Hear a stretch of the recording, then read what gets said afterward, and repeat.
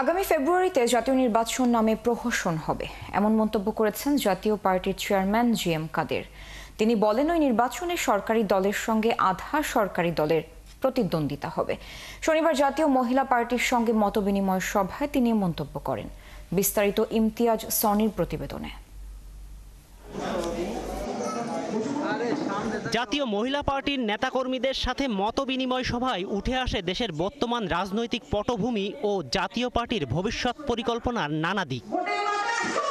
শনিবার বিকেলে অনুষ্ঠিত এই সভায় প্রধান অতিথির বক্তব্যে জাতীয় পার্টির চেয়ারম্যান জি.এম. কাদের বলেন, আগামী নির্বাচনে সরকারি দলের সাথে প্রতিদ্বন্দ্বিতা করবে আধা সরকারি দল।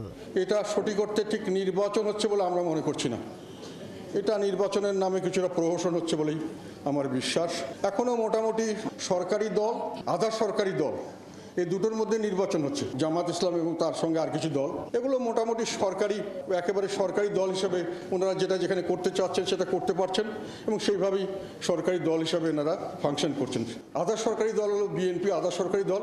শেখ হাসিনার সময়ও যেমন দেশের অর্ধেক মানুষকে নির্বাচনের বাইরে রাখা হয়েছিল, এবারও সেই চেষ্টা হচ্ছে বলেও মন্তব্য করেন তিনি। যেটা শেখ হাসিনা করেছিলেন, যারা ভোট দেয়নি বিএনপি জামাতের লোক, সেই ভোটগুলিকে উনি নিজের বাক্সে যাকে ইচ্ছা তাকে দিয়ে তাকে জয়ী করেছিলেন।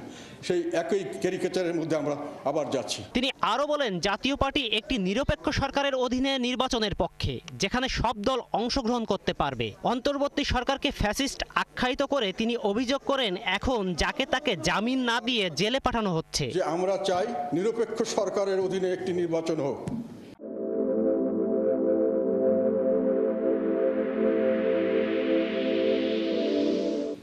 সরকারি দল এবং আধা সরকারি দলের নির্বাচন কোনো নির্বাচন নয়।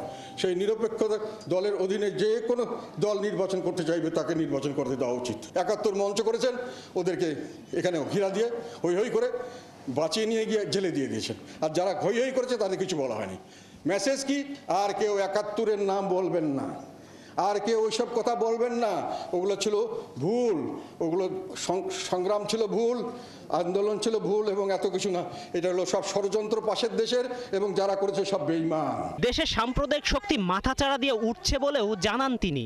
আমাদের দেশের সাম্প্রদায়িক দল চাপিয়ে দেওয়া মানে আমি মনে করি যে একটা যে পোশাক আমাদের জন্য সুটেবল নয় সেই পোশাকে জোর করে আমাদেরকে।